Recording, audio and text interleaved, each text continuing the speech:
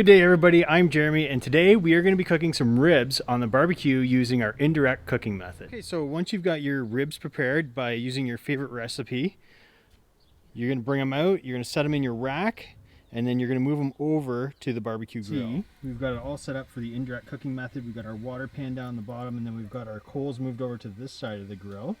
And over top of the water is where we're going to place our ribs. You just pick up your rack and you're going to set it directly over top with the meaty side of the ribs facing the coals, and you want to make sure that's directly over top of that water because that's what's going to help cook it the best. You want your temperature to be at about 300 to 350 degrees. So to get my ribs all done up, I use the Weber's Grill Book recipe. It has a really awesome recipe in there. I've used it a ton of times, works awesome, it tastes amazing. I'm going to use some apple wood chips here in a bit to put on there and get some nice smoke flavor coming up through those ribs. And should take probably about 3 to 4 hours till these are done. Okay, so once you've got your wood chips and they've sat for about half an hour at least in some water, you can just take handfuls of them out of the water, and then you're just going to place them in there like that, and they'll eventually just smoke up and start providing a nice smoky aroma for your... Okay, so after the first hour of cooking, you can see we've maintained that steady temperature of about 300 degrees Fahrenheit. Should be anywhere between 300 and 350. If you can keep it at 300, that's ideal because that's a nice slow cook. Okay, so at this point when we open up this, we are going to replace any of the, we're going to add the rest of our wood chips onto that pile there. Smoke out. Move them over here just a bit. There we go. So that's the last of our wood chips. The other thing we want to do is we want to take our nice mop that we made before, and we're just going to coat the top of these guys down. Put lots on there.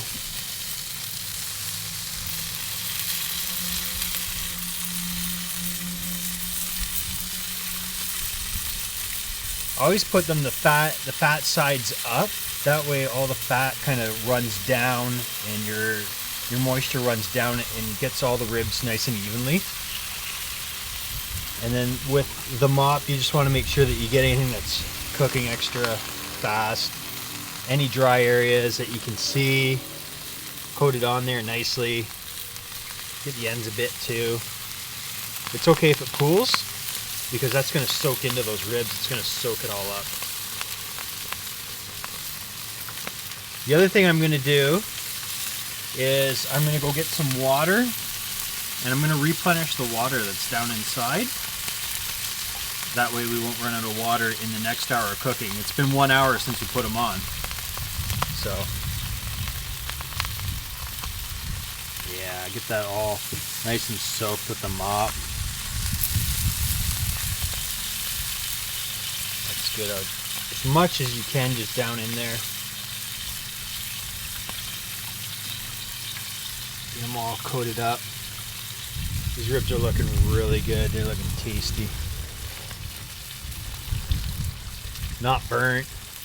It's good. I've been running them at 300 degrees Fahrenheit on there, and I think that's been about perfect. So I'm gonna go grab some more water. We'll come back and we'll add the water to what's already down in there.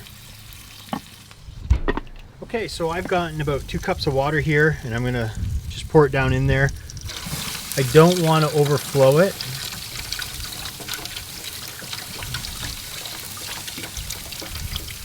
And put out my coals. That should be good. That's loads of water in there now. So now we want to get her cooking for another hour. I'm gonna open up the top full blast because I want to make sure that everything is going to heat back up to 300 degrees Fahrenheit, and then at that point I'll start controlling the dampers on it. Okay, so we're at the 2-hour mark of cooking, and you can see those are getting nice and glazed in there. So what we're going to do is we're going to pull these guys out. You can already see they're starting to fall apart a little bit in there. We'll start at this end here. We're going to brush these down with the remaining mop. I'm just going to pull them out of this rack for now.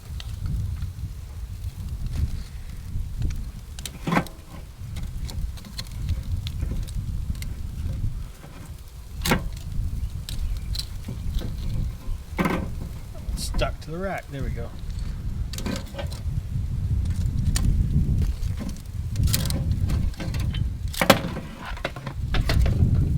Okay.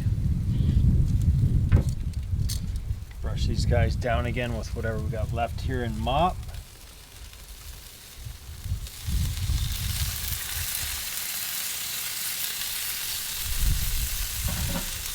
The way these guys are going to go back in the rack this time is upside down. And since that one was at the front of the rack, we're going to put it at the back this time.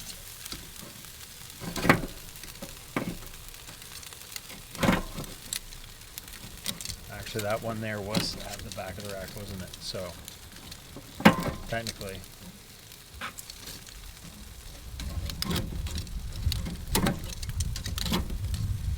He's going to go back here.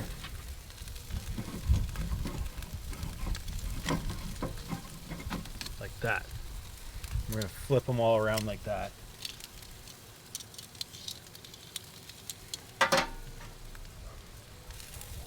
Brush each one of these guys down.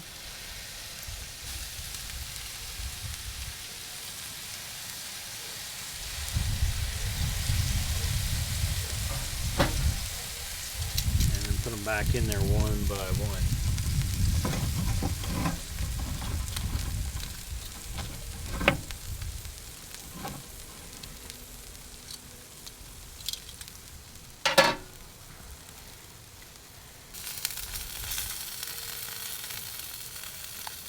Just make sure you get them all coated.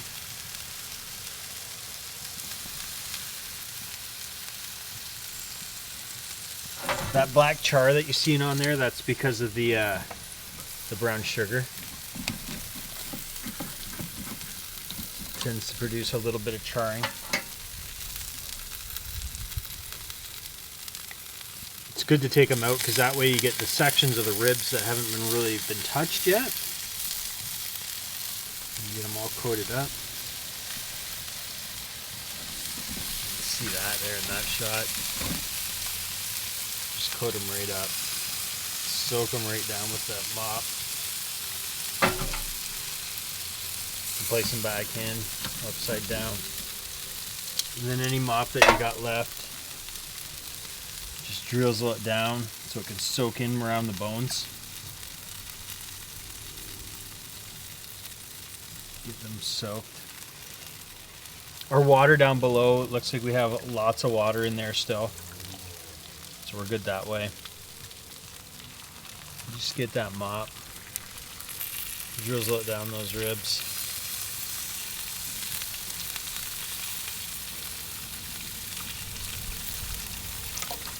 Just like that. Yep, pour it on there. These are all up. Goes down, you don't have to worry about it because if it drains down into the bottom, it's just going to heat back up and come back up through the ribs. I've pushed them over towards this way, towards the far side as much as possible. And we're going to shut the grill back down. They're nice and coated right now. And we're going to let them cook for another half hour. I don't know if you guys can see him or not. This little guy hiding out underneath the barbecue. That's our apprentice down there this afternoon. It's him back there. That's Zoot the chinchilla.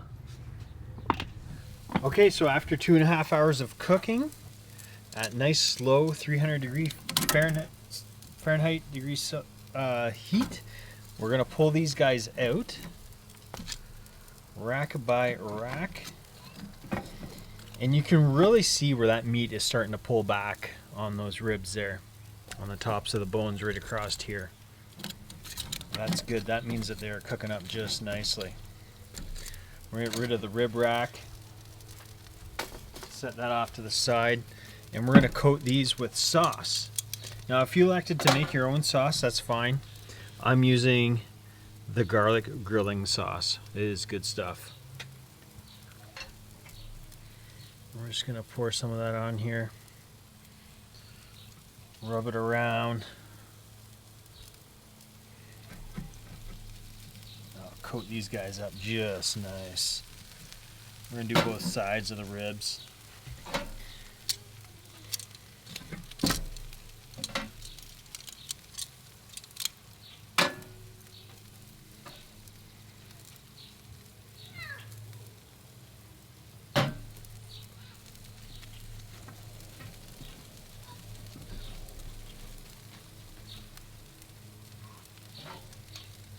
Now all we're going to do is we're just going to stack these ribs kind of one by one. That, you can see that meat, they're getting done because that meat is falling off of them.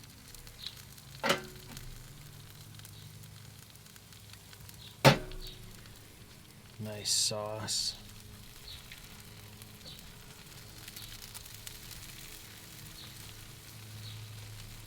All right.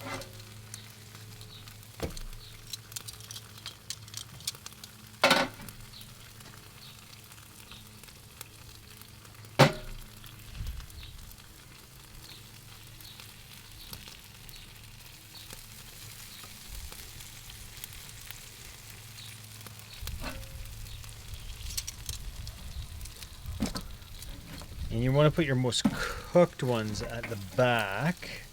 So like that guy there, he's really cooked. I'm gonna put him right there. And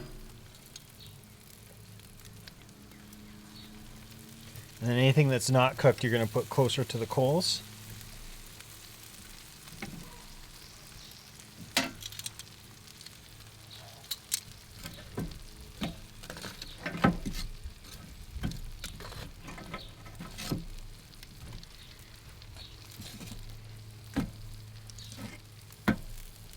Just like that. You're gonna let it sit like that for another half hour, and they should be good to go.